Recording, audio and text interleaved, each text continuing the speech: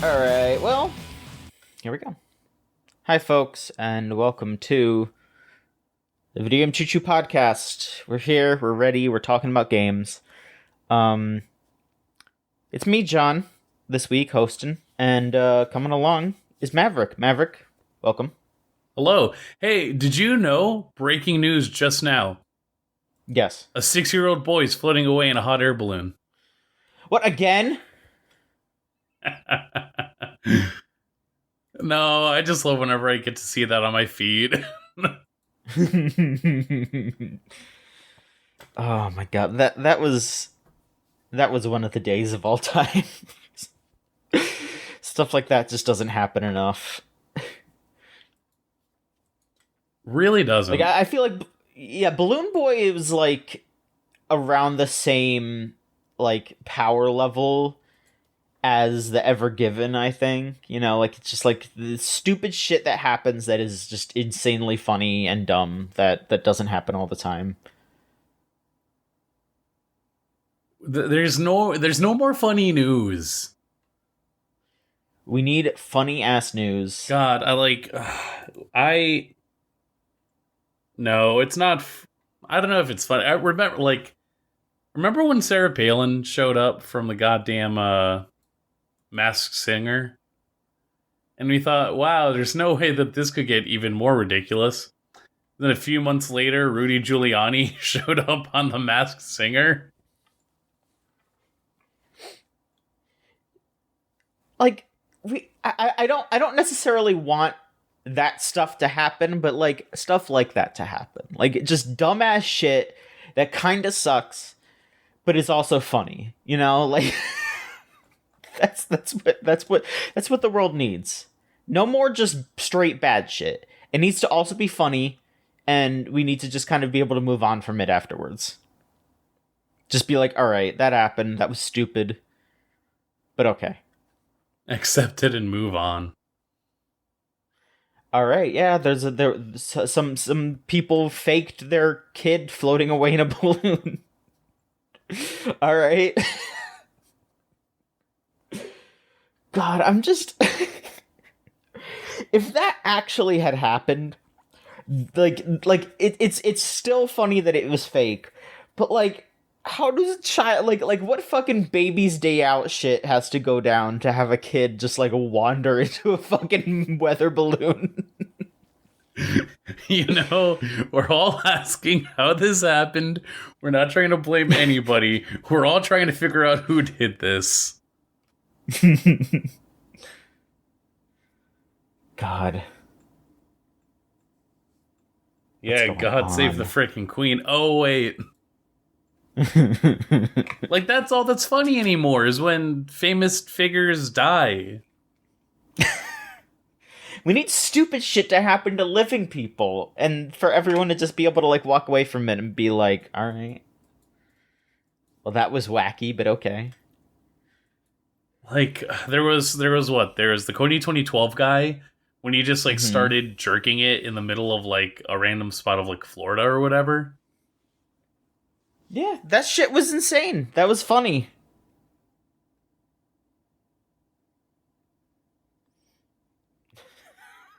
God, we're just talking about shit today. Yeah, well, look at the news, man. The news is fucking stupid. You know what? I'm gonna jump ahead a bit here and just say I'm gonna say that the GTA 6 leak here is like the video game equivalent of one of these things. Because we were all just sitting there, and all of a sudden, on like some random Grand Theft Auto forum, there was just a shit ton of videos of like debug content of the next GTA game. I don't think they've like confirmed that it is going to be called 6. You know, like this could be like one of those things where they give it just like a like, you know, it could be like San Andreas and Vice City and all that. I don't know. It's probably 6. And yeah, they just leaked a bunch of stuff, and all the people on the forums were just like, this can't be real. This is fake. Even though it was like, what, like an hour's worth of footage or something like that, like 90 videos and a bunch of screenshots and like some code even. And then like a day or two later, Rockstar just kind of came out and was like, yeah, that was real. That's us. I think we got it. I think that kind of qualifies that this is the Ever Given of video games right now, I would say. As someone who doesn't give a shit about Grand Theft Auto, you know, it also just kind of broke people's brains in a weird way. Everyone was like, "Oh, I can't believe that's the alpha footage. Oh, that's not finished yet. You gotta get the graphics on for the good game." And it's just, what do you think is involved in the process of creating a video game? Because I think that is one part of it where it kind of just is like, you see multiple creators just going like, oh, by the way, here's what our alpha build looks like. And it's unpolished, mainly looking at, testing the actual physics and mechanics of whatever you're working with no final layouts ready, which is basically what video game design to look at it from the example of like set design, or like my own experience with like theater. I think is the closest thing I can get to. You don't even get to the point of a dress rehearsal without actually, figuring out, once you have roles and everything figured out, you just have to actually block and go through the process of understanding what those characters are and do with one another in a scene. You don't even have to worry about the backdrops and whatnot. That's not until like the last month or so. Because what's most important is being able to actually say, like, okay, when do I come in? When do I start saying my lines? How do I interact with this person? What's the dynamic that we have here? When do I head out so that someone else can come in? And then tweaking it to at least get that dynamic going. Like, that's going to be the smoothest part of it. And then at the next level to that, is the point where it's like, oh, it's not a matter of learning lines for professional production. You would already come to that production completely memorized with whatever is going on, to then be able to focus on the intricacies and build up that dynamic. Nothing is ever in that final state, and it's wild to assume, like, it is wild that apparently people thought as much, especially now in fucking 2022. But what's also stupid is what happened after. Yeah, so I guess real quick I will just say that the person who did this hack here goes by the name Teapot Duber Hacker. And the Uber part is specifically because they also were potentially they claimed responsibility for a recent Uber breach as well. Just using like Slack to get in and grabbing information through there, like people's login information.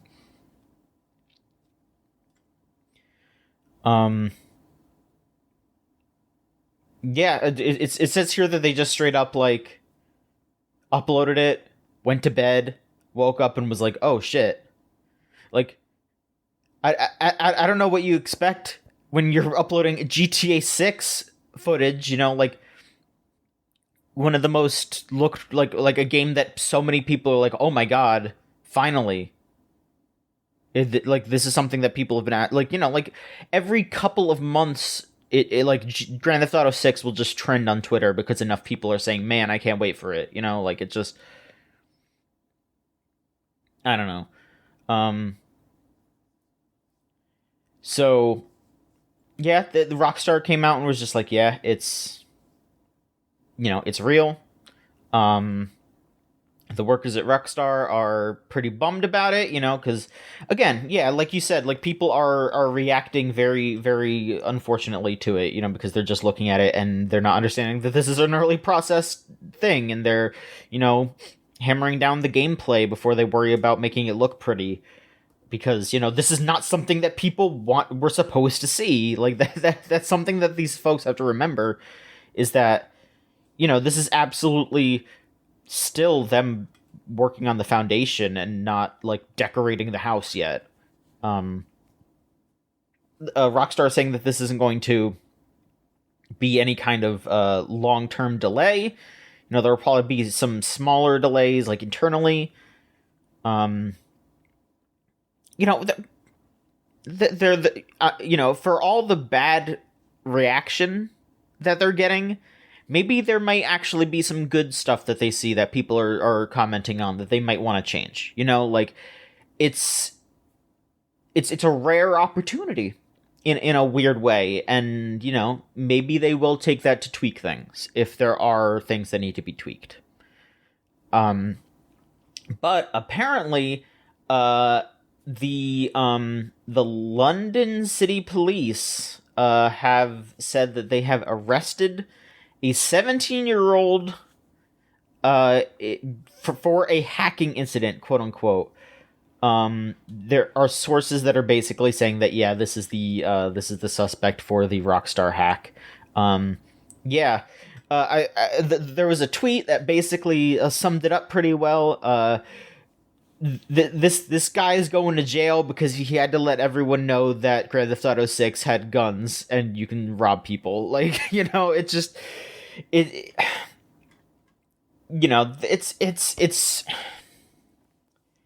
there's a lot of layers to this, in that, like, man, fucking, getting arrested for something like this is fucking stupid. There's all these copyright laws and all that, but also, this dude's gonna be in fucking prison for a while just because he posted videos of a game. But well, also some code as well, which, but still. But at the same time, like, I don't know. This is a big fucking video game. Like, Grand Theft Auto games are like the biggest game releases, period. And you're gonna have to kind of expect that sort of scrutiny when you're just dropping that kind of shit out there. I don't know.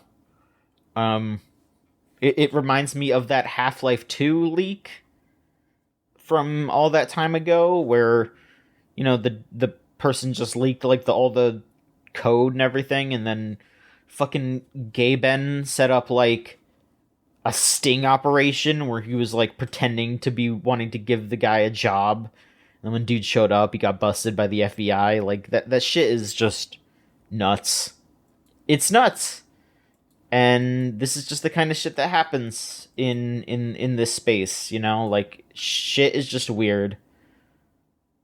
I don't know. I don't really have too much more to say, because again, it's this. you are if you are excited about Grand Theft Auto 6, this is not the podcast to share that excitement, because that's just not. Like, I'm sure some of us on here will play it, but this is not like the big community of, oh my god, like, oh man, we combed through the video files to see what's gonna be in GTA 6. Like, I don't fucking know. I didn't look. I think I watched one video, and it was like a diner robbery or something, and it was just like, all right, you're gonna have to like case the scene and make sure that nobody's calling the cops on you while you're walking around, like, stealing stuff. Like, that's kind of neat, I guess, but I don't fucking know. I don't know what else is going on in that shit. I guess you could play as a lady in this one for the first time. A fiery Latina. Yeah. Because, they're growing as a studio, and they want to show the inclusivity. With that a fiery Latina. To be seen. That remains to be seen. Nope, I already trust it. Nothing could go wrong. Don't show me who the Yeah. actor is.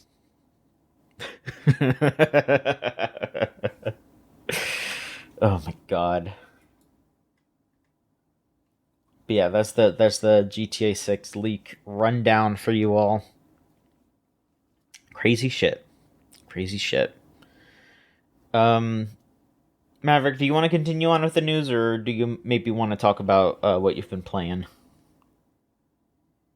I can give a quick update. So, Yeah, hit us. hey, Splatoon 3, it's finally out. There's another Splatfest. Go Team Fun. Whatever, Uncle Ben. Fortnite's better than both of them. No, I've been really enjoying my time with Splatoon, and I've yet to actually touch the single player or salmon run, if only because I just really like Turf Wars. I think Mhm. it's such an easy game to pick up and really just put some time into, and I really do enjoy it. And I don't know, like, just really well designed. We were talking a bit about it in the Discord, but it's the fact that it is a team shooter that eschews the entire concept for what you have to do in a standard team shooter. It doesn't Mhm. matter how many kills you get. What's top priority is how much territory that you actually claim whenever you're inking the entire area. And like that makes a entire difference in gameplay and style, just what exactly it is that you have to focus on. Like, I could care less about how many people I get in a game because I am Mhm. constantly there making sure, like, okay, is our home turf inked? Is that like foundation covered? Because at this day and age, nobody else ever fucking does it. And it is ridiculous. How can you sit there and never ink the base? Are you a fucking child? Were you ever taught there is a good manners? there is a good chance that yes, they are a child. But then, like, But still. it's the realization that, oh no, maybe the kids are actually inking base, and it's actually these fucking fail sons and fail daughters and fail children that don't know how to do anything, let alone wipe their ass, let alone ink the base. And so when you think like, oh, we're getting such a good advance on the team, oh, we're breaking into the other side, when you actually get the breakdown and there's like territory that is unclaimed on our side that we totally could have gotten, that still counts as a negative against you because it's not totaling, oh, how much versus like how much of your ink versus like your opponent's ink. It is a total accumulation of how much of your territory have you actually gotten down. So those blank spots matter. Those solitary little shortcuts and things that you don't follow through with because you just want to go to the middle and get your shit rocked, those matter. Mhm. I'm saying it.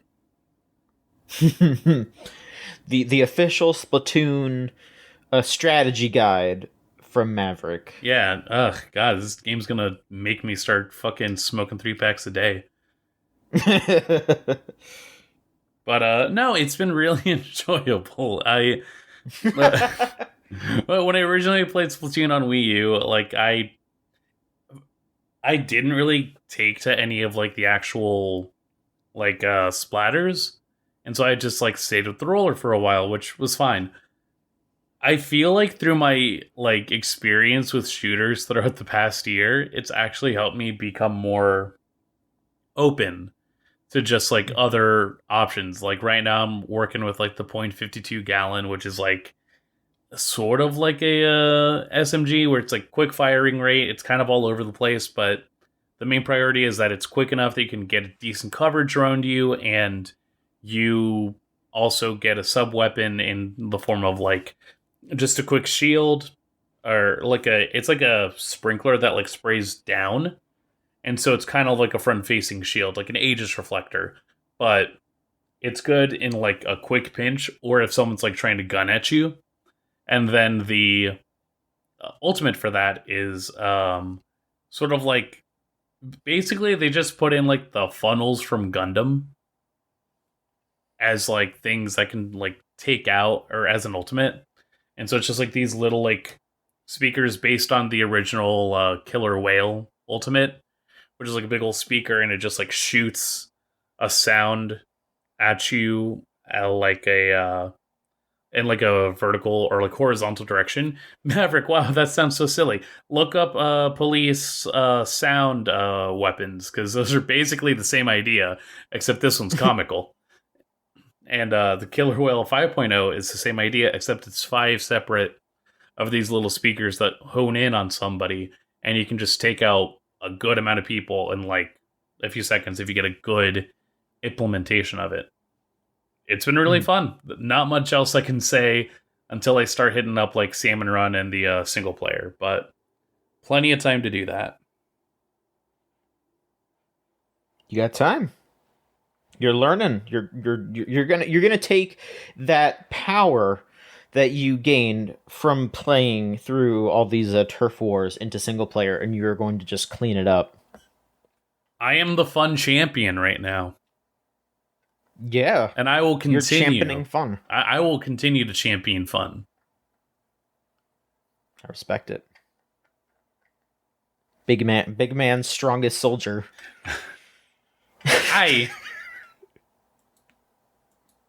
God, I would give up my life for Big Man.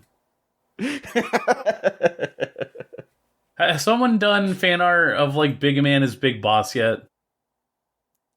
I don't know, but that would be a good one. Yeah. Outer Heaven. Diamond Dogs. Well, the Diamond Squids. Of course. He's kind of shaped like a diamond. A little bit, yeah. Yeah, that would work. Anything else for Splatoon 3? No, I think that's it. No?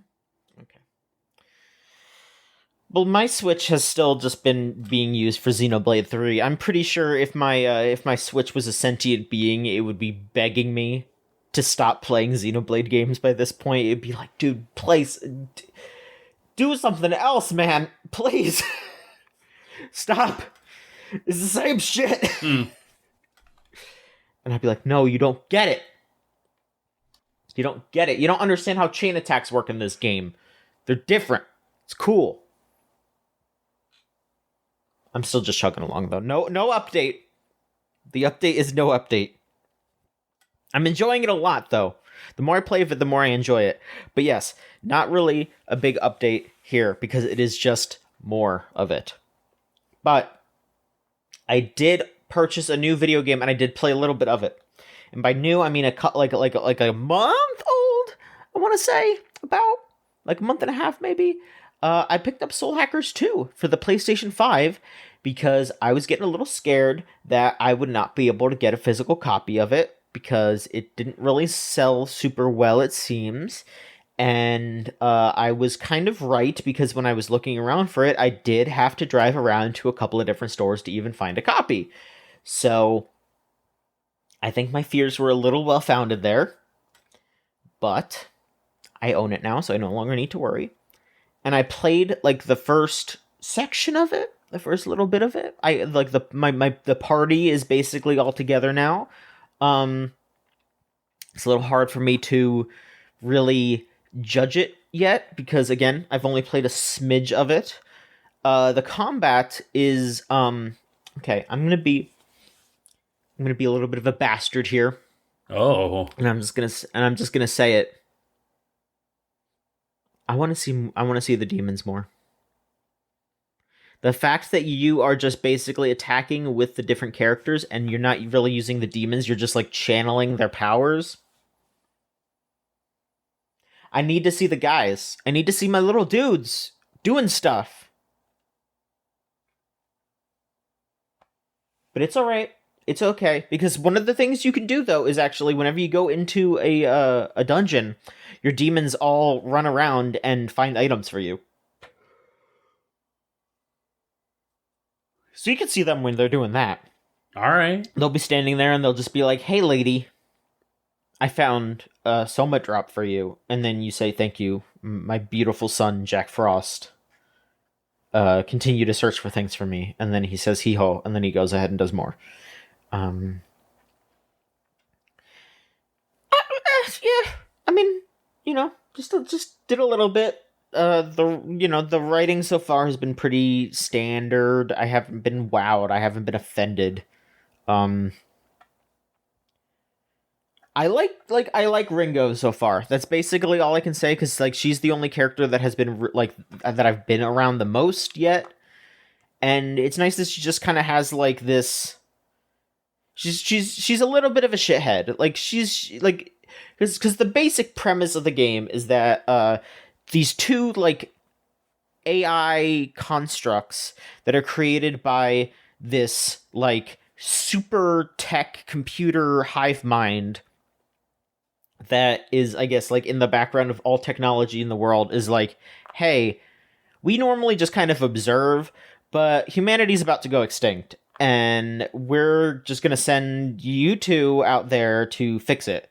And so it's Ringo and Fig, who are the two like AI girls, and you play as Ringo, and their goal is to just basically save this devil summoner and make sure that the world doesn't end with his death.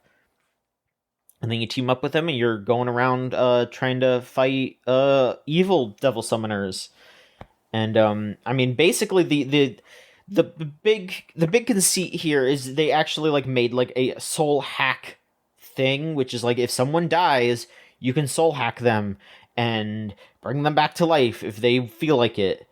And that is why it is called Soul Hackers 2. It is because you go into their soul and hack it and then keep them alive. But by hacking their soul, they can't control their demons anymore. You basically Ringo controls everyone's demons for them.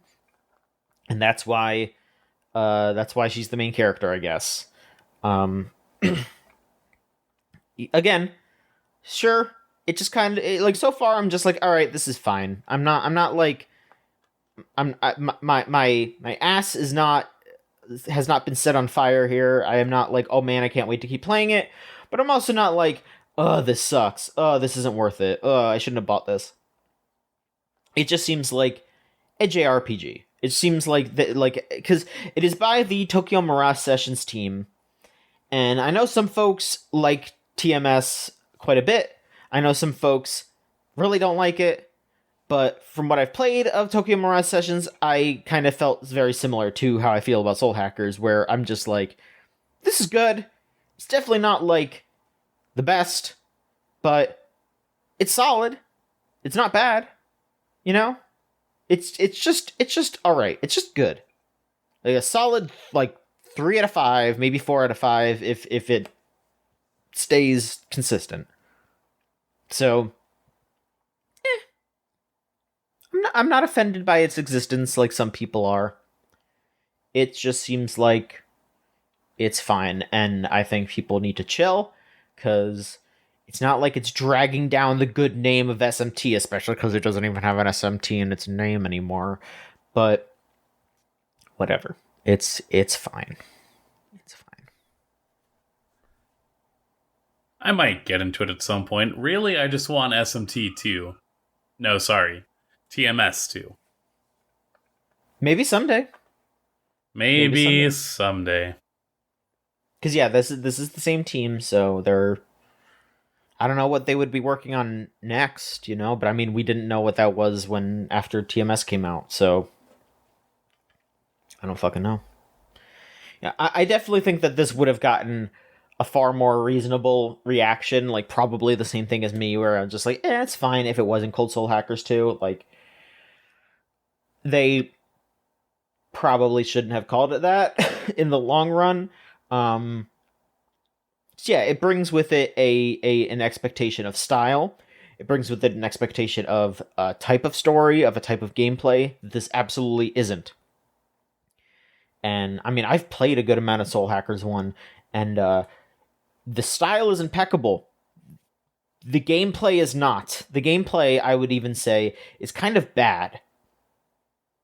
Because if you don't play that game exactly how it wants you to play it, you're screwed. And a lot of the times, the way that the game wants you to play it is not fun or even like a good challenge. It is just, hey, you have these demons on your team. if you don't do exactly what they want you to do, they're just going to leave and you will die because you have a healing demon on your team and you're at full health, but it still wants to keep healing.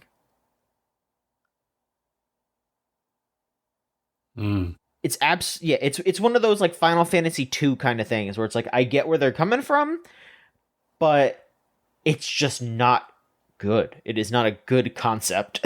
But I'm sure that some people like that stuff and maybe expect it as like, oh, the SMT games are hard. Whatever. I'm sure there's some people who like SMT if and like to like walk around the same dungeon for like 5 hours or whatever the fuck it is, like 5 real hours, just because the game says, hey, you need to stay here for 5 hours.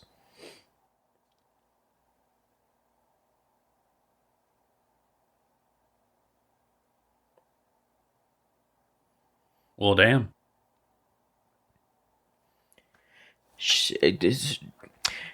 It did make me realize, though. I've been thinking about it, and I guess Atlas did consider making a Strange Journey 2. I think they should do Strange Journey 2 sometime. That would be cool. I think people would be down for Strange Journey 2. I'd be very down for that. I would do the PogChamp phase if they did that. I would start hooting and hollering. Well, all right then. Okay, so there's been some more news going on. Do you want to hit some of the like heavier stuff, or do you want to get some wacky business going on real quick? I'll get some wacky stuff out there. All right, let's get wacky with it. So, Among Us. Among Us. 3 syllables that changed the world. I need a Vine boom after each time John said Among Us. And after this time.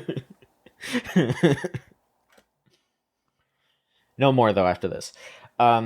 So, there has been an official collaboration between Among Us and HoloLive, the VTubers. You can play Among Us and get cosmetics with the following characters here. I'm just going to... Characters? That feels a little wrong to say. Based on the following VTubers. Yeah. Those are people. They have it is there's a layer, but the following VTubers. Risu, Gura, Marine, Korone, Muna, Okayu, Mio, Fubuki, Pekora, and Amelia. So if you like VTubers and you like playing Among Us, which does seem to be a pretty overlapped Venn diagram, you could do that. You could do that, and you could play as these characters in your game, in your Among Us game. You do have to like get you have to buy you have to buy it with 110 stars. I guess you get stars by like playing. And yeah, you just have to buy the cosmic cube in the game in order to do that.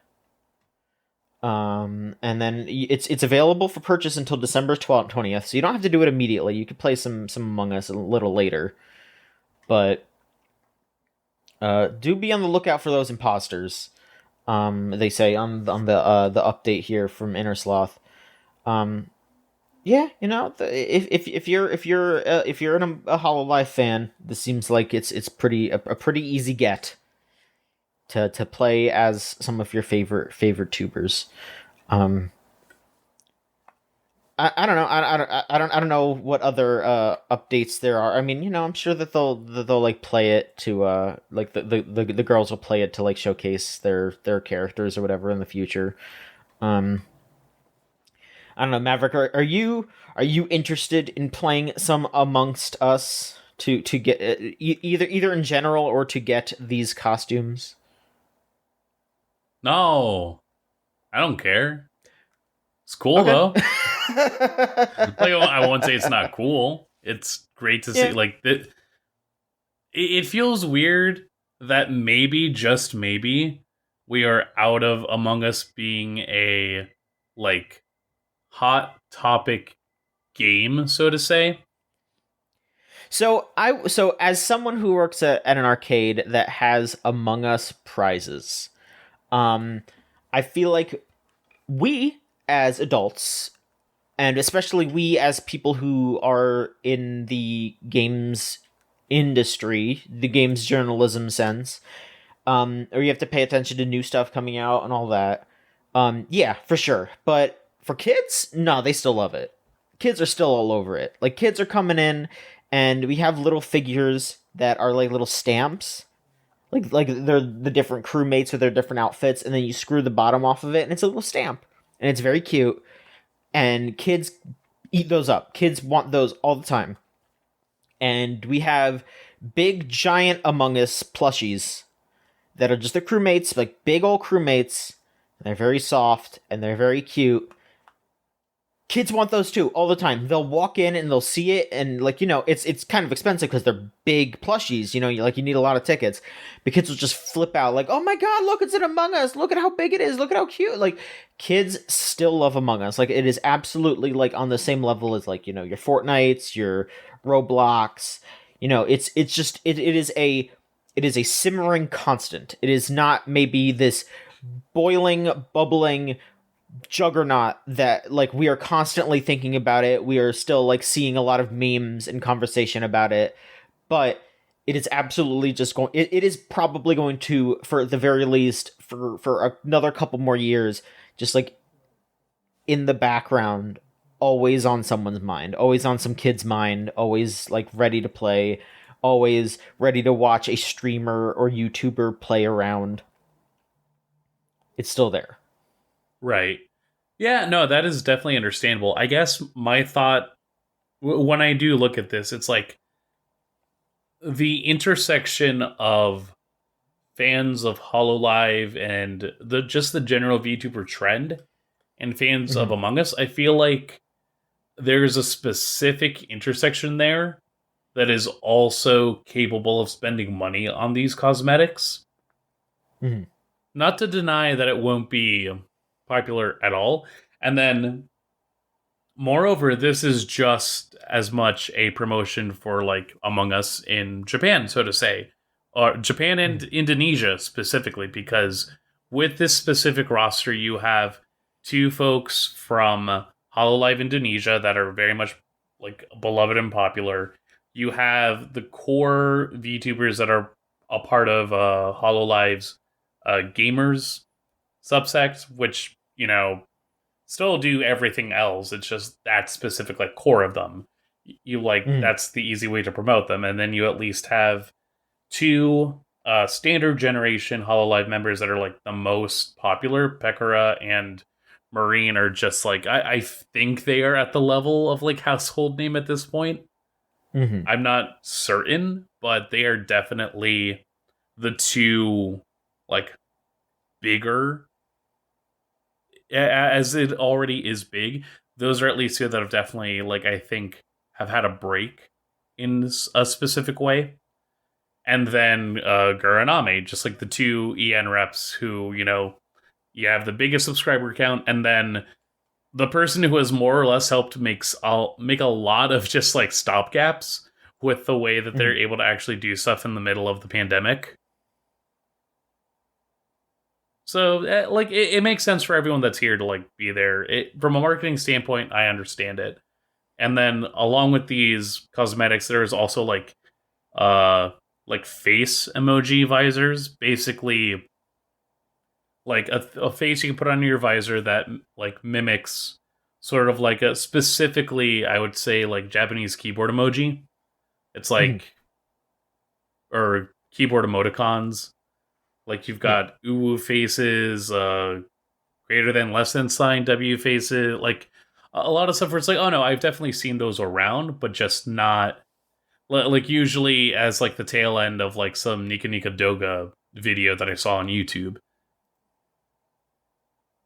So the overlap isn't like unheard of. Like it's not like fucking Jonathan Frakes promoting the Player Unknown's Battlegrounds like mythology.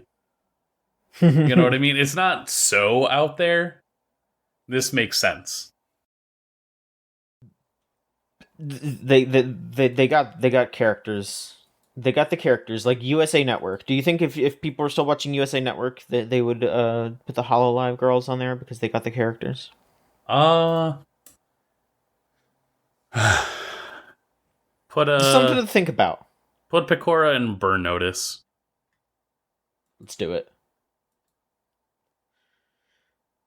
God, I was the killer all along. God, fucking just. You're still thinking about the monkey. Okay, I am thinking about the monkey. That is You're true. You're thinking about the monkey so bad. But I was also thinking about just like a stiltily animated like VTuber rig next to like fucking Bruce Campbell.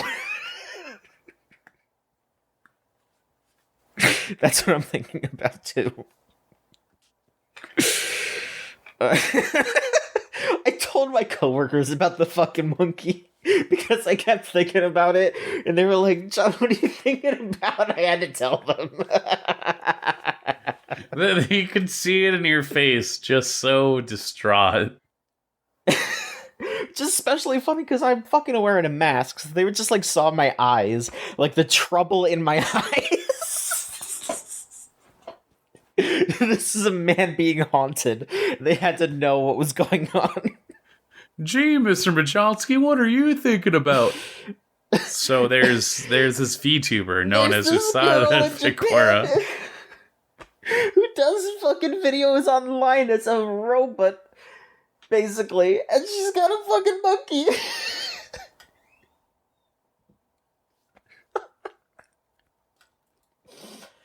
Oh my god. Alright, our other stupid bit of news here. I don't remember if we mentioned the initial part of this news last week. We might have. I'm sorry if this is repeating here. Here I'm going to look. I'm going to look on here. Okay, I don't. Okay, yes, we did. All right. So we talked last week about Babylon's Fall getting shut down. Well, there is one little bit of new information here, in that GameStop is just giving the game away now. If you go to GameStop and you say, "Hey, do you got any copies of Babylon's Fall?" They might just hand it to you. Like, there's a good chance that they are throwing them out, which, you know, that's probably the only reason why, if you show up, they wouldn't have it, because hey, nobody's buying it.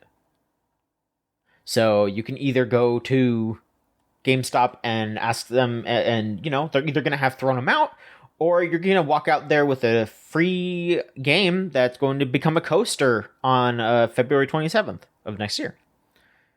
I mean, you got a few months to play it. You know, it's gonna be it's a free game basically. If you just want to try it, you know, again, it's free. You're just gonna like the only thing it's taking up is your time and some hard drive space. So it's up to you. But you know, it's Babylon's Fall. Like that's on you at this point. I might just go. I did forget to ask about it when I went to GameStop last. I kind of want to just have it. It'll be lost media. Yeah, all the lost media YouTubers are going to make all kinds of great videos about this. Like, nice half-hour long videos that have to be that that have to be that long.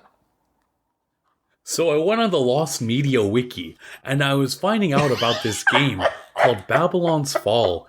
It was published by a developer known as Platinum Games, who've done other stuff like Bayonetta.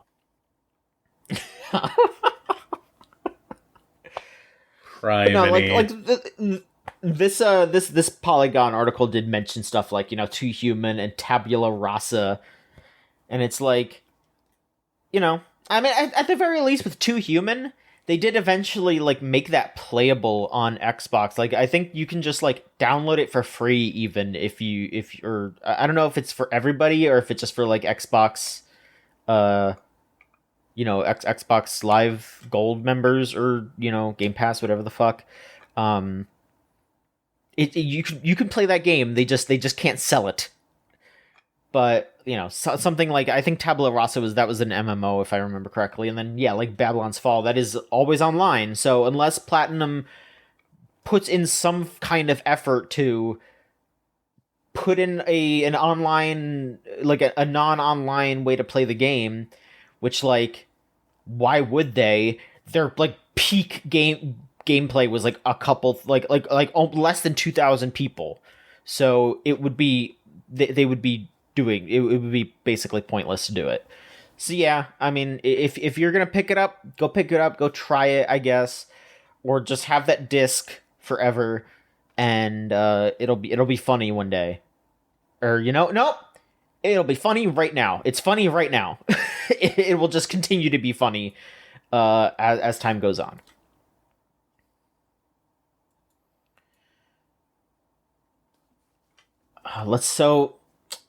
Okay. Yeah, we talked about the Deltarune status update last week, but in between then and now, there was also the Spamton sweepstakes, which went down. Insane, an insane thing that occurred. Spamton and the crew went on to raise $322,805.68 for Child's Play, and there were a variety of prizes for people to win. You didn't even have to donate, but a lot of people did. And it was just a bunch of insane shit. Like Spamton's old socks, which are Spamton brand socks. Like they were just socks that someone like sewed on some Spamton eyes to. There is of course Spamton After Not Surviving, which is a jar of dirt with 2 ping pong balls inside of it. A Peepus rug, a bath rug, which is just a blue bath rug that says Peepus on it. It's a bunch of insane shit. There was the championship belt that had a Spamton PogChamp face on it. Just all kinds of stuff that you could get. The Spamton body pillow that has his huge ass on the back of it that you can lay your head upon if you so desire. So much stuff. There were also 2 eBay listings. One for a giant golden Birdly statue, which sold for $11,100, and the Mona Spamton, which is a Mona Lisa with Spamton's head instead of the Mona Lisa's head on it, which sold for $22,100. So they made a lot of money off of this, and to celebrate, they tasked the Radio TV Solutions folks like Wayne Radio and the crew to do a cap off video to announce the winners and to otherwise celebrate the Spamton sweepstakes.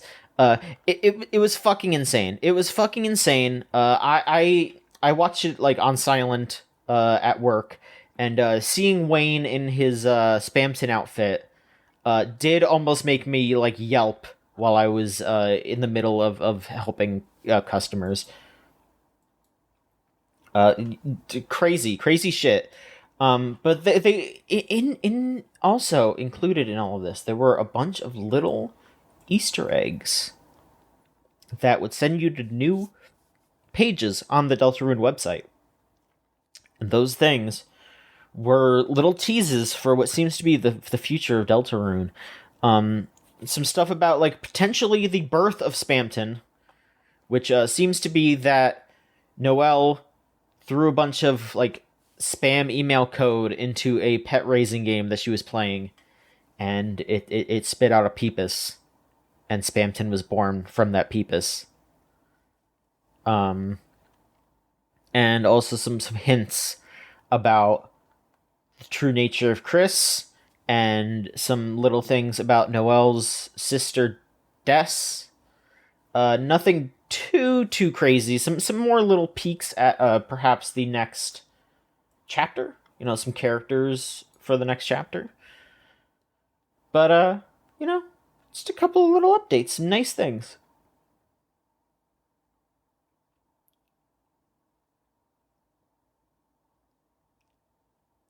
Love that Spamton. Love that Spamton. It was fucking. It was great. It was a great little thing just to watch. That's right. Show off the Spamton sniper rifle right now.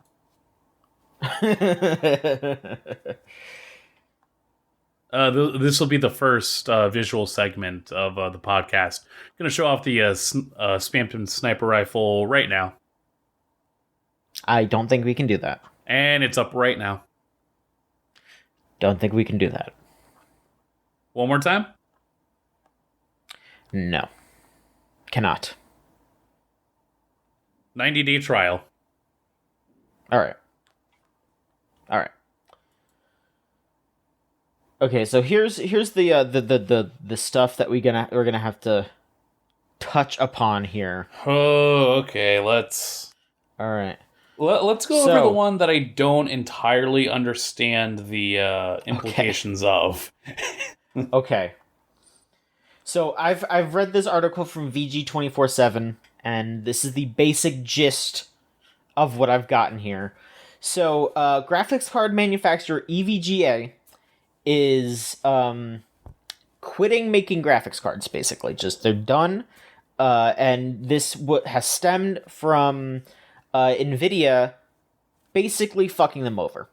So the general conceit is that NVIDIA was working with a lot of third-party companies to make their graphics cards, but they recently, I don't know how recently exactly, but they started to make these, I think they were called Founders Pack graphics cards, which were basically just in-house made graphics cards that they made themselves that were way cheaper because, they didn't have to work with a third party. They were just making them themselves. So there was no, profit splits here. This is just all them.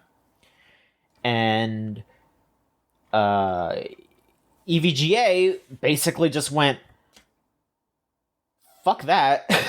We have these business agreements and you're screwing us over. You're making it so, nobody's going to buy ours because they're just going to buy yours. They were saying that it was impossible for EVGA to sell certain 30 series GPU models at a profit, such as the size of the undercut NVIDIA is able to perform with its in-house cards. On Gamers Nexus, the EVGA CEO, Andrew Hahn, was just saying that this was not just for financials, it was also a matter of principles, saying that there were just poor communication between them and NVIDIA, and NVIDIA has been treating their partners poorly as well. It's pretty crazy. It says here that EVGA makes 70% of their revenue from the GPUs. They also make stuff like power supplies and other PC parts. But yeah, this is a lot. NVIDIA is also going to be taking a hit because EVGA does make a lot of their GPUs, but they have other partners and they also have these other in-house graphics cards. So who knows? The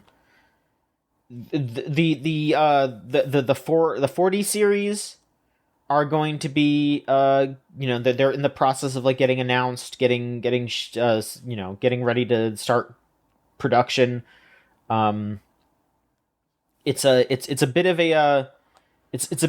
of a frustrating scenario here, especially because there are a lot of 30 series cards just out there now because crypto crashed and the pandemic isn't over, but there isn't as much of a like pandemic rush to upgrade PCs, and like, oh, I'm gonna be inside a lot. Let's gaming, folks.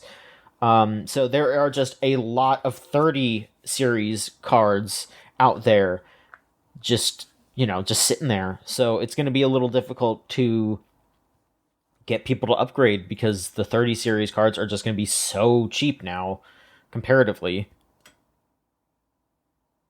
So I don't know. It seems like a really weird just time for graphics cards right now. Like, yeah, this is definitely something that like I went through the effort of buying a like PC and building one like right around the start of the pandemic, and it was a purchase. It was a pretty big purchase.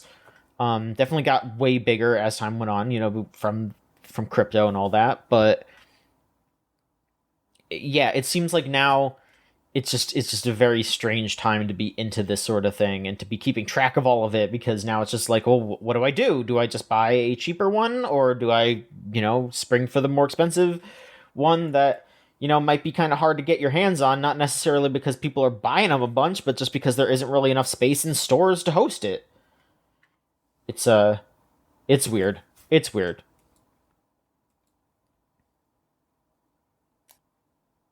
It's a predicament. I am already Hmm.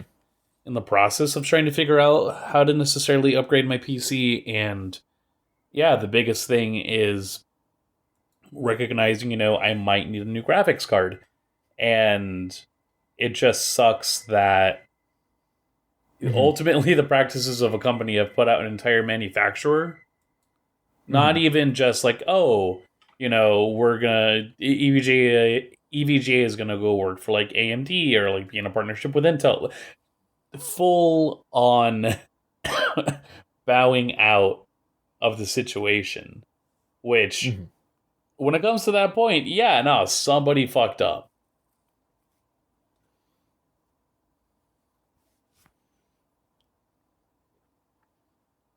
And It what a it way. definitely just seems Yeah, it definitely just seems like a very strange situation to be in right now, just all around. And yeah, it's pretty wild that, like, yeah, a company where 70% of their profits are from graphics cards are just like, fuck you, we're out of here. Like, you people are jerks. Strange times, strange times.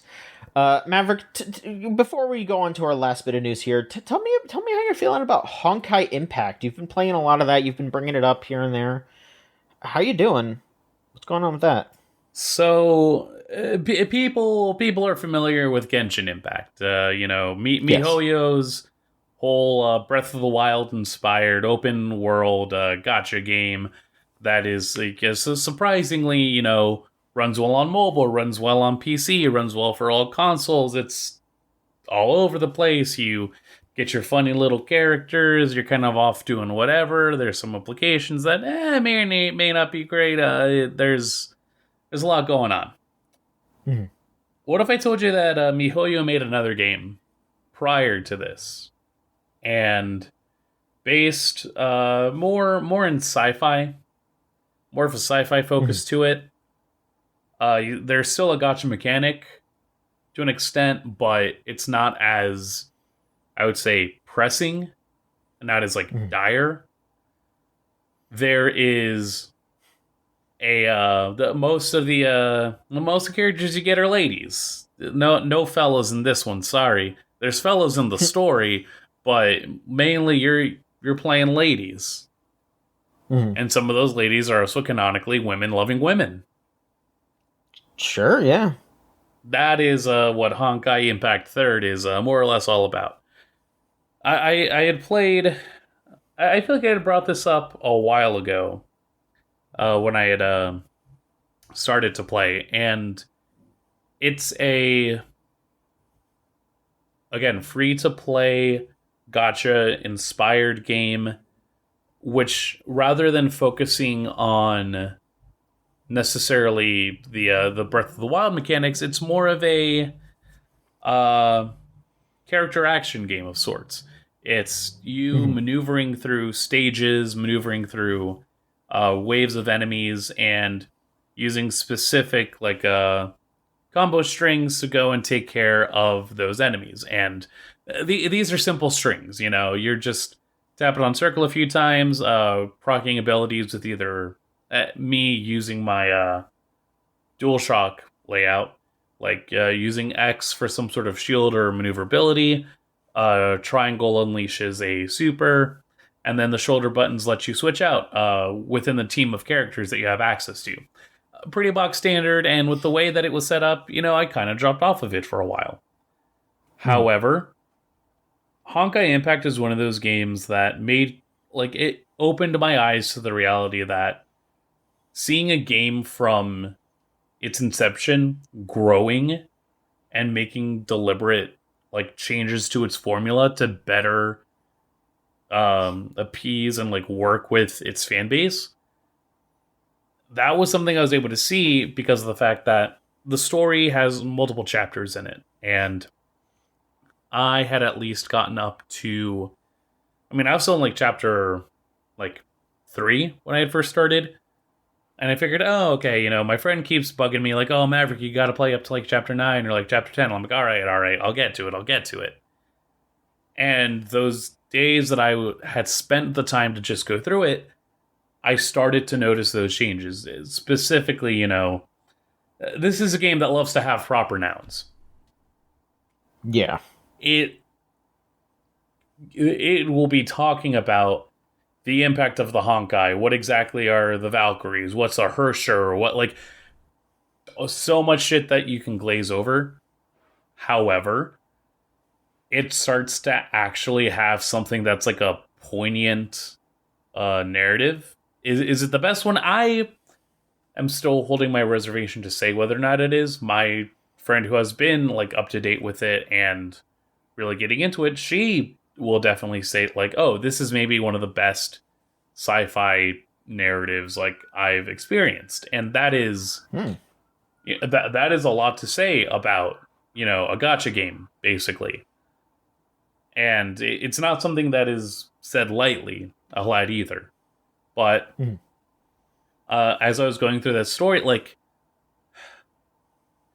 the biggest thing I can compare to legitimately is Homestuck, in that they're like, we kid, we joke, oh, it's the dumb little gay teenagers that are doing whatever, you know? Like, ultimately, people that were a fan of that webcomic got in as soon as it started to show its hand and go like, oh, we're doing more than just the webcomic, the text adventure. This is becoming more of a elaborate story. Honkai is also the same, where not only is it showing its hands in like the little interstitials of like, oh, you're actually like blocking out character dynamics. It's not just like using the immediate little scene staging. You're actually having like it builds itself up as like, you know, sort of just having dialogue interspersed to, oh, we have these little cutscenes where characters are supposed to be interacting with each other. Then it becomes, oh, we're having little like motion comic screens and having those play during like pivotal moments. Then it's like, oh, here's the first fully animated cutscene. It is fucking rough, but also they are working with the money that they have and really just stretching that dollar out in a way that's like, I didn't expect it to be that way. And it also reflects in the gameplay. Originally, you kind of just used whatever team you had of like your playable characters and went through these stages, and it kind of got boring real quick. After a specific chapter, they actually implement more or less like a trial feature.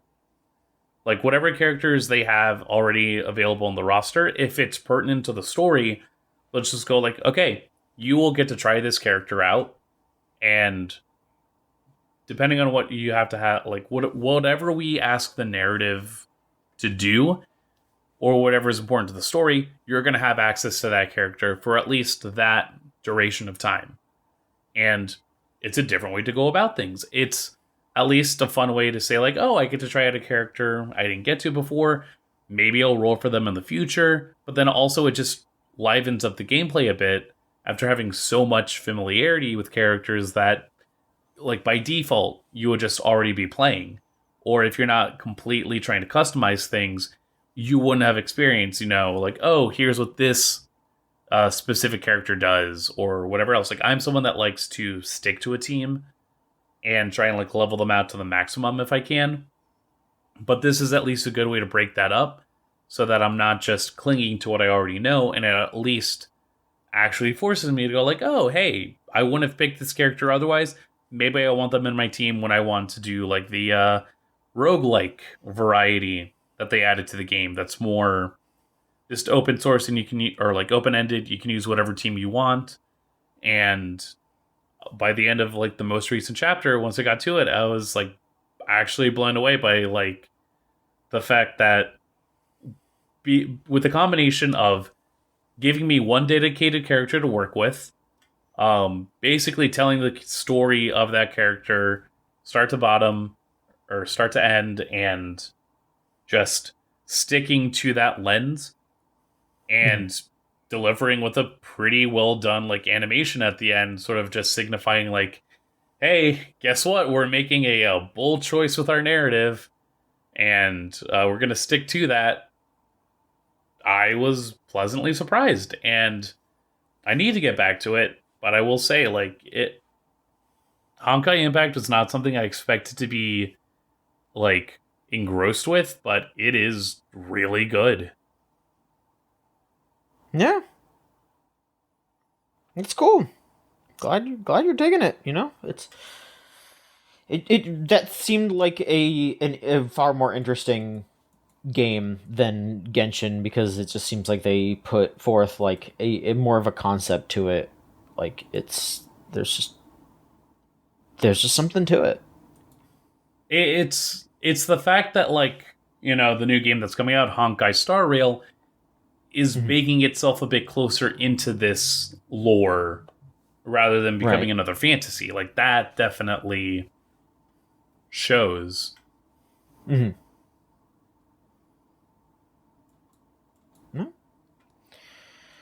All right, we got one last bit of news here, and this is, I think, the doozy here of the week. So, Twitch updated a couple of their Twitch just updated a couple of different things, like their guidelines, the way that they're handling their business. The first one that they did, which is like the lesser one, I suppose, which was just a fucking weird thing that went down. So, Twitch announced that gambling content will be restricted on the streams. They specifically said that any websites that include slots, roulette, or dice games that are not licensed in the US or other jurisdictions, so things like stake.com, rollbit.com, duelbits.com, and roulette.com will all be restricted from being streamed on Twitch. They said that things like sports betting, fantasy sports, and poker will still be allowed, but they are they're just trying to crack down on people circumventing some previous rules, and sure. But this specifically came up recently because a bunch of like the bigger Twitch streamers were like causing a big stir about it for some reason. I honestly don't really know why. Like, it just kind of seemed very random.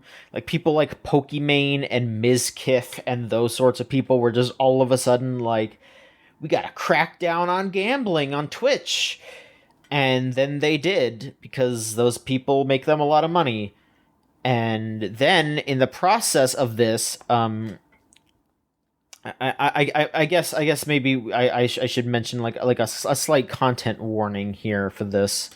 In the process of all of this, it was like made apparent that Mizkif has been covering for a friend who allegedly sexually assaulted someone, and in that process, Mizkif did get like let go of his like streamer, or at the very least got suspended from his like streamer conglomerate or whatever the fuck. Uh, yeah, it just seems like a real big mess all around. Like just like a bunch of like quote unquote drama going on. Definitely not something I can keep track of as someone who doesn't give a shit about any of these fucking people. Obviously, of course, fuck B to anyone who is either participating in or covering up the sexual assault of somebody. Like no minced words there. But otherwise, I'm just kind of like, why do these people give this much of a shit about this? You know, like why was this something that they were pushing so hard? I have no idea. I mean, I like Maverick. You are more in tune of Twitch. Like, do you have any idea why this went down here like so hard? I cannot be certain either. It's a very specific update, and like a lot of updates have come up through Twitch, especially in like the recency of just everything that's been going on, like in about the past year, I would say. And it's all just decisions that come from a very odd space, like the discussion of gambling content. I necessarily couldn't tell you why specifically like that got a crackdown. Like Occam's Razor, probably one of these bigger streamers used one of them. They lost some money, wanted to go ahead and say, fuck it, I don't want to do this anymore. And you get a crackdown on gambling content on Twitch. I don't know. The fact that, Miskiff involved with allegations, fuck him, here or otherwise. But ultimately, it all just seems like specific decisions that lead up to an overall greater thing that is definitely the forefront of what's coming up, so to say. Mm-hmm. Because this next one is dumb. This dropped like 2 days later. The Twitch president Dan Clancy shared that they are making changes to their revenue shares. So the basic gist here is that for the first 100K that you earn through subscription revenue, it'll be 70-30, as it always has been. But they're changing it so anyone who makes more than 100K, not like per year or whatever, just overall, is getting bumped down to 50-50. And this will be June 1st, 2023 that this is kicking into. They're also saying that they are going to be running way more ads on streams, even if streamers don't want those ads. Just seems really rough. It's very strange that they're doing this to, I guess, the bigger streamers, because they're saying that the reason why they're doing this is because, we have to pay for our services, even though they're running off of Amazon servers, which Twitch is owned by Amazon. So they're basically paying themselves to run the servers. No idea why they're doing this. Why they're punishing people for being somewhat successful on their website, basically. When they're the thing about Twitch is that if you get more than like 20 viewers, you're in the top like 10,000 streamers or something. It's a lot of people are not streaming to a lot of people, so it makes a little bit of sense for Twitch is like, hey, it's expensive to be running all these streams, especially when they're not all being like really used. I get it in a sense, but when they're cracking down on the people that are bringing in the money and are going to just make it worse for them to stream, that's really frustrating. That's really shitty. And they're saying that, live video costs 100 CCU for a streamer who streams 200 hours a month. They're saying that 200 hours a month is like the standard for what they expect from a streamer, I suppose. And that's a fucking lot. So to give it into perspective, like a general 40-day work week within a month, that is still only 160 hours. Yeah.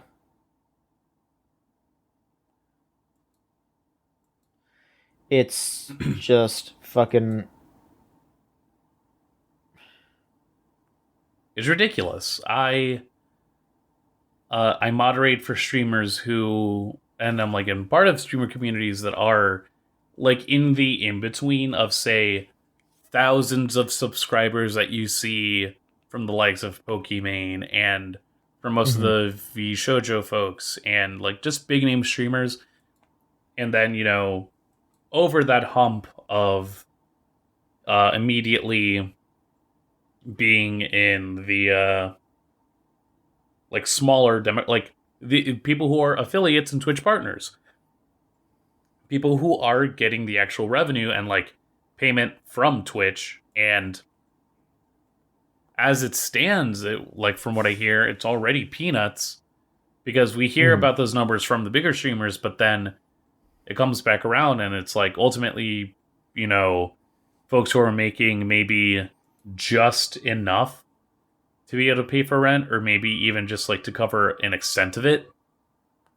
Like the biggest thing I see, if anything else, is the push from, it's cool if you subscribe, it's cool if you're being able to like stick around and hang out or whatever, but if you're able to make a direct donation, that's ultimately a more immediate and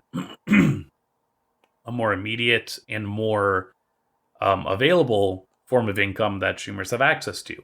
And to that extent, it's as well, it's also difficult because of the reality that, so many people who get their services through, say, PayPal, that's already money that gets taxed after an extent. Because of the fact that it has to be transactional, you aren't getting the full dollar out of that. There's a way that a lot of this money breaks down where you just see less returns for the streamers themselves. And so to be told that not only are we not going with a 70-30 split, which already like was taking a significant amount, we're reducing that to a 50-50 like entirely. This also coming as a result of people not wanting to opt into the increased ad opportunities that they're also trying to like roll out. So it's the idea that like, oh, if you're watching me, we can actually like increase the amount of ads that are playing on my channel.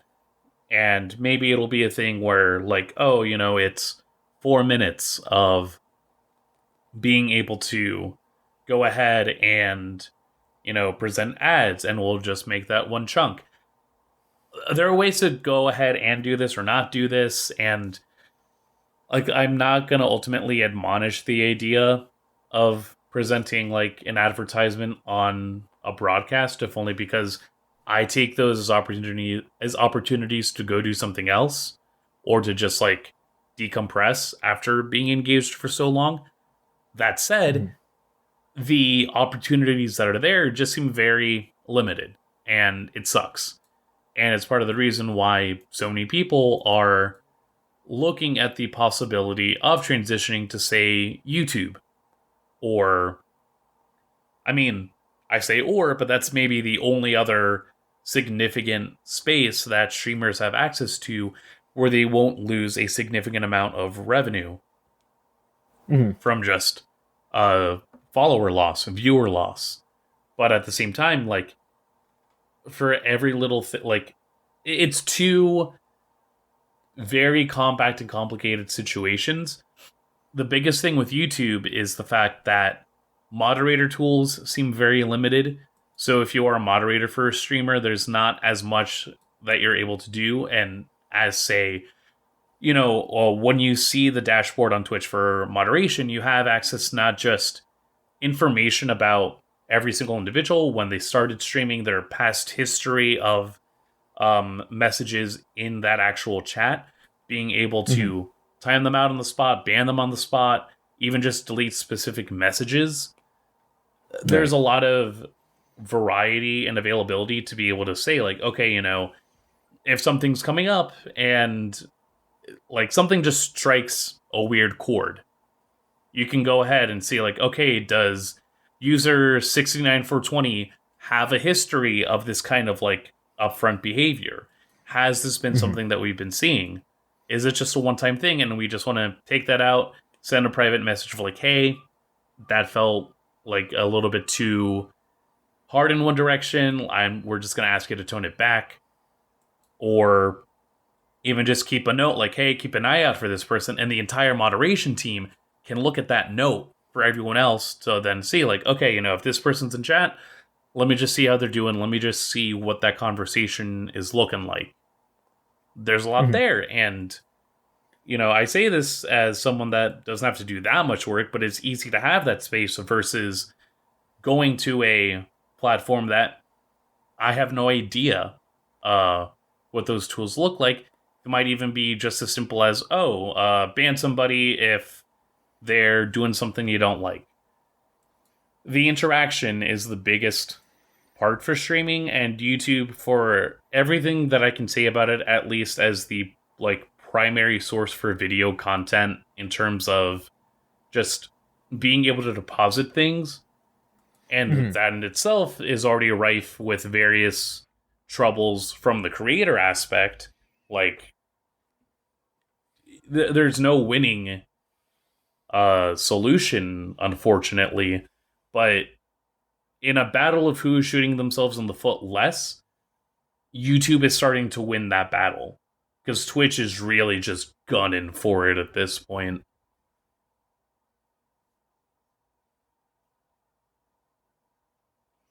It's a very weird, frustrating thing. And yeah, I mean, like as someone who doesn't really watch streamers, but someone who keeps up with Germa at the very least, like I saw a clip of Germa just straight up saying like, yeah, I will leave Twitch if they force me to run ads. Like I don't want to do that to you all. Like that's something that's important to him, like he does, like Germa makes good fucking money from Twitch because yeah, he is like, I think he's like, he was on that top 100 Twitch revenue list that leaked a while back. But I mean, also like, also the thing with Germa is that he has like very explicitly said and has, like without like straight up showing his bank statements, like been pretty open with saying like, yeah, like I live comfortably, but I use a lot of my money for the big streams, like for the baseball stream or for the carnival or the Germa house and all that, like that is what he's doing with that money. But he also doesn't want to run ads because yeah, like he's just trying to do stuff for the fans, like he all the big bucks that he's making is going towards like dumb streams. So, like he doesn't want to bombard people with ads, especially because that money wouldn't be going to the streams, it would be going to Twitch more than anything, like especially now that he's going to be split 50-50. So, yeah, he has like straight up been like, yeah, I will leave Twitch if they do this. Um so yeah, I mean, they're going to be, getting pressured to, they're getting a lot of pressure from the streamers to not do this. So who knows? Maybe this time next week they will straight up just be like, oh, sorry, forget it. Or maybe they will just, double down and they'll just do it and they'll deal with it and they'll take that loss of streamers, but then they'll just, hope that they'll build new communities, and then bring in the money that way. Like who knows? Who really knows? But for now, that's the Twitch shit that's going on. Like it's fucking weird. It seems like a really really dumb idea. I mean, it cements the fact that streaming is both the easiest job possible and the most stressful fucking thing ever. Being anyone that relies on the contributions of direct supporters ends up like that because, on one hand, you're doing what you enjoy, doing what you love, and are able to just put your energy into something that feels meaningful. At Mm-hmm. the same time, you slowly have to learn marketing, and that is one of the most difficult and like stressful things to figure out. As someone who even just had to like use the tiniest bit of marketing tactics to promote the idea that like, hey, you know, does someone want to hire me for literally anything? And trying to just make something that is presentable or interesting to people.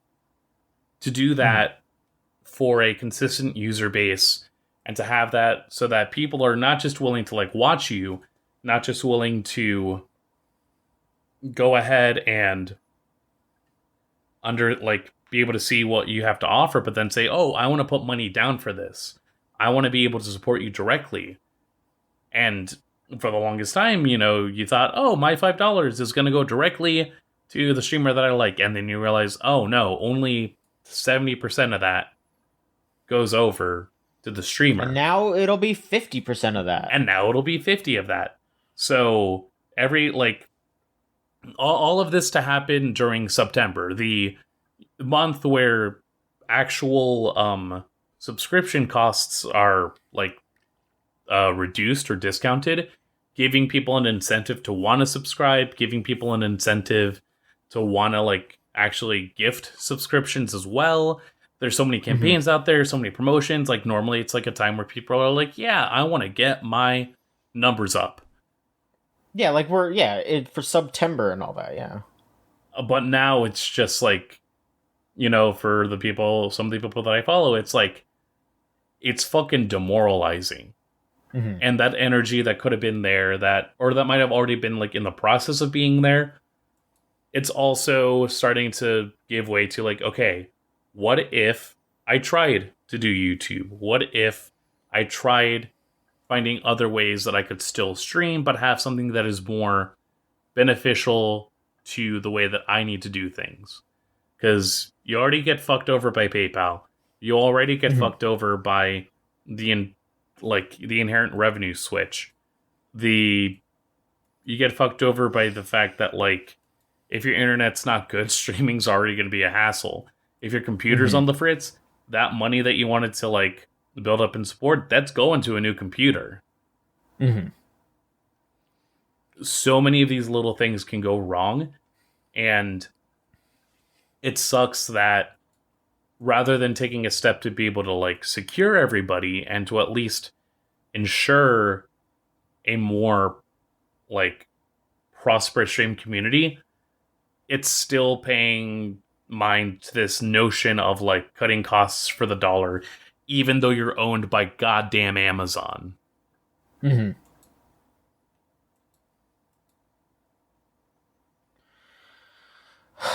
Literally just get the most powerful servers.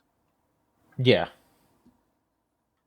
At DJ Khaled, please call Amazon to give them the most powerful servers. I'm on the phone with Jeff Bezos, and they're saying, Khaled, we can't do the Twitch stream of German 985. I said, all right, open up the most powerful servers. Hashtag German 985. Hashtag suffering from success. I do need to mention that new Khaled video that came out. I fucking love DJ Khaled. Did you see that? I didn't. What? Okay. So I don't know the exact like genesis of how this happened. I think Khaled was doing some kind of maybe he was doing something on like Instagram Live or something, but he was just streaming and I guess like connecting with random people on or not really random, but I guess like fans. Oh wait, doing, I know like, what you're talking about. Is that the fucking twerk video? Yes. And so some lady just pops up and starts just twerking, like her ass on the screen twerking, and Khaled like immediately puts his hands up and he's like, no, don't do that, don't do that. Like, don't do that. Like, no, I'm a family man. Oh no. Yeah, he's like begging her, like, stop, please. I have a family, please. He's like covering his eyes. He's like, I can't do it. I can't. And he's like always trying to keep his hands like on the screen because he's like I'm good, handshake. Like, it's so fucking funny. Oh my god, he's begging for mercy while she's like like covering her ass with water. She's like, "You want liquid on it?" And he's like, "No, no, no, please, no!" Like just. And he can't just like exit out because he needs both of his hands on the camera, so he can't just like skip her. He's like, "No, please stop." Oh my god! No, no. Wait. He is like he has to be my fucking favorite celebrity now, just because like everything he does is so stupid. Like just keeping up with all the dumb shit that happens to DJ Khaled is so funny. That lady said, "Overwatch me," and he said no.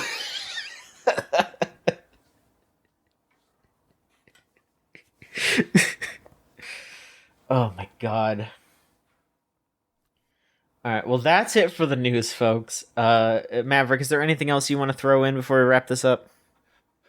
Nah, nothing on my end. Alright, well, we do have a question. And if you want to send in a question, go to videogamechoochoo.tumblr.com/ask. And I will also mention, I was thinking about doing this right at the start so nobody forgot, but I'm just going to say it now because it is the question section. Not this coming week, but the week after is 69.6. It is happening. We are going to do it. We're going to eschew doing the regular podcast. You know, maybe we'll talk about some news if something big happens. But we want the main thing to be, as we've done in the past, answering the romance and sex questions like we did in the past. So, we haven't gotten any questions yet. We need you all to send in questions. So, videogamechoochoo.tumblr.com/ask. Hit us hard because we need it. We're gonna answer as many questions as we can. It's gonna be dumb as shit. You know, it can be whatever, you know, just, you know, like keep it reasonable, of course, you know, don't be too explicit. We're being adults here, but we're not trying to be fucked up. So, you know, keep it reasonable. The kind of stuff that you would want to send into like one of those fucking like newspaper things or whatever the fuck. You know, you could be anonymous. Doesn't matter. You know, the anonymous button is there. Just have fun with it. We're having fun with it. Yeah, anonymous. Have fun with it. We want to have fun with it. Start sending them our way. Not next episode, but the episode after. So send them in. All right, but for now, Cello Buster has sent in a question. Now that we're getting the one video game project everyone has been asking for years, a battle royale based on Avatar, James Cameron's 2010 film, what property would you most like to see adapted into a battle royale next?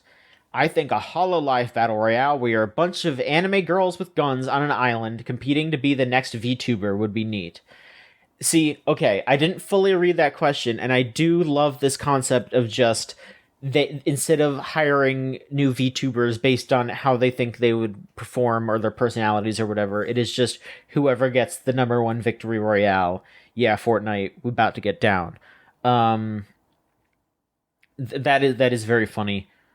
Maverick, do you have any ideas for a battle royale? Smash. So just like a big old Nintendo battle royale. Yeah, just put Smash in Fortnite. Oh, okay. Then yeah, then just put the characters of Super Mario and the Legend of Zelda into Fortnite. Like, the part of it is that I'm trying to think about, do I want a battle royale game that goes into a like different mechanic than just like third person shooter? Because at that point I actually would be interested in a Fire Emblem like Mountain Blade style kind of a game, where like either you're on horseback or like you have your unit but you're basically going through and like sword fighting and like not necessarily like first person like chivalry, but I think there's something there. If I'm thinking about like what is Rumbleverse at least shown in terms of like how you can pave the way for battle royale variants. But if I'm thinking about like, because it's easy to just say, oh, put this property in Fortnite, put this property in PUBG. But to be its own thing, maybe like Metal Gear Solid. Yeah, like a sort of Metal Gear Online battle royale. A That Metal would be Gear pretty Online cool. Battle Royale, specifically based on the Fox engine, but I mean, Yeah. a Dream mode, like Mhm. MGS5 level, like CQC maneuverability, but it really focuses in on that stealth aspect and like really is as ludicrous as you can take it. Mhm.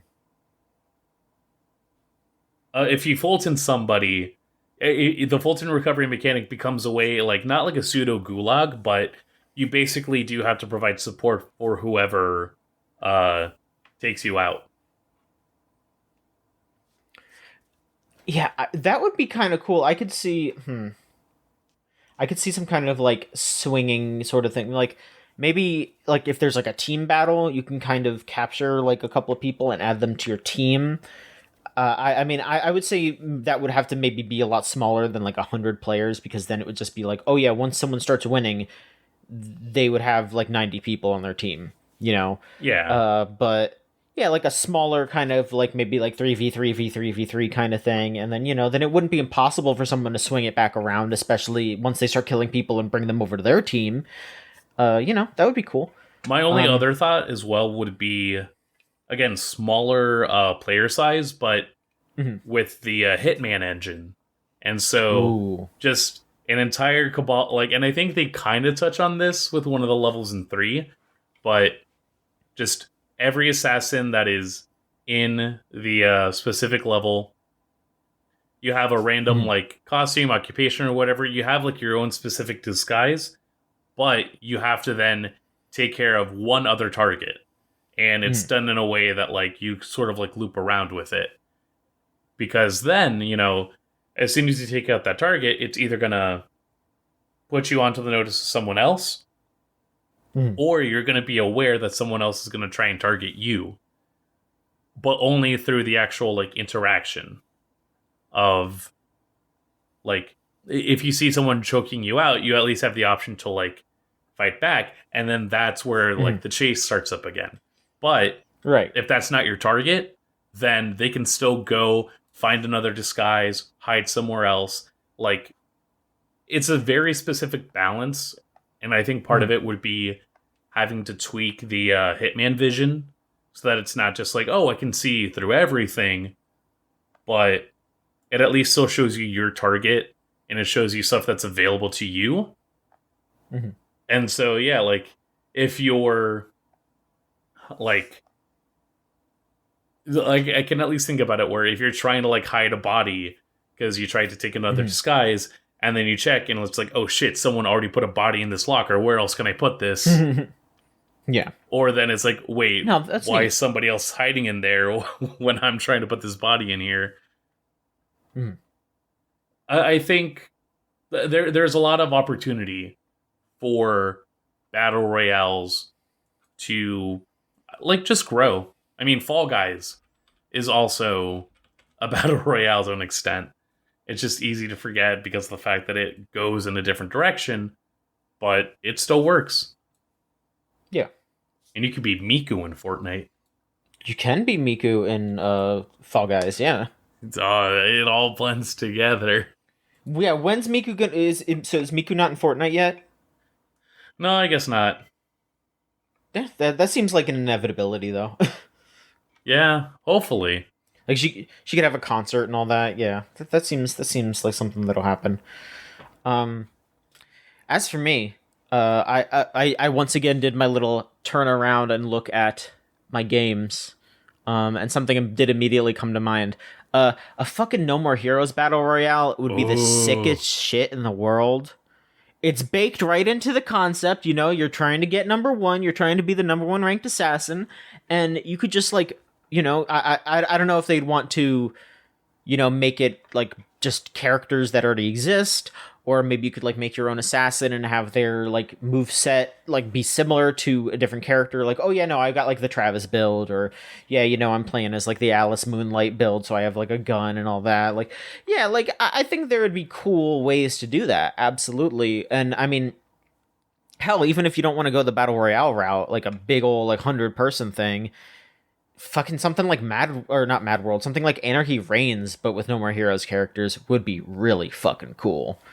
So there's possibilities. Yeah, I would like to see something like that. That would be cool. I'm turning around and looking again. How about a Tulip battle royale where you have to kiss as many people as possible? It's all about kissing. All right. Yeah.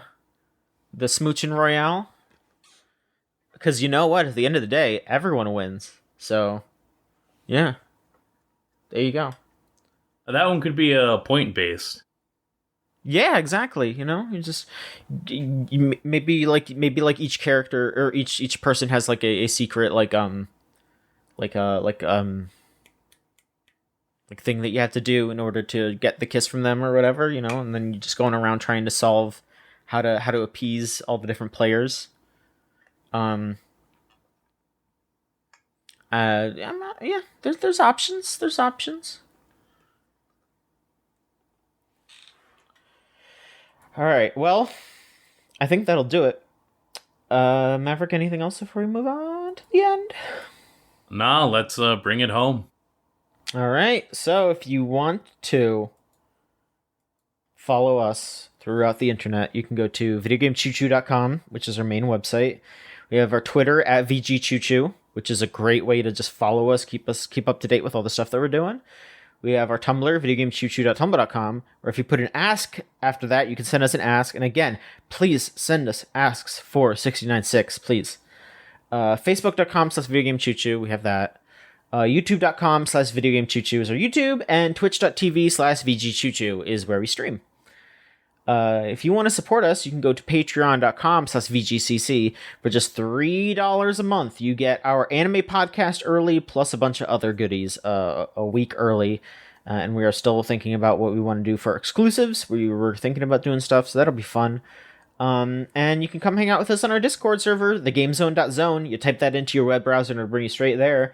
We've been using those forums lately, and I really like them. I like how it it brings in people to the conversation a little bit better, so that way nobody's really hogging up any particular channel. It is just like, yeah, like, I'm sorry for putting you on blast here, Shoeless. I love you, but like, Shoeless would talk a lot about One Piece in the anime server, and, some people don't like One Piece, and, it just made it easier for folks who do want to talk about One Piece to talk together, keep track of it easier. It doesn't get lost in the shuffle, and people who don't care about One Piece just don't look at that forum. Like, I think that's a really cool thing that Discord added to servers like these, and yeah, we're gonna keep using them.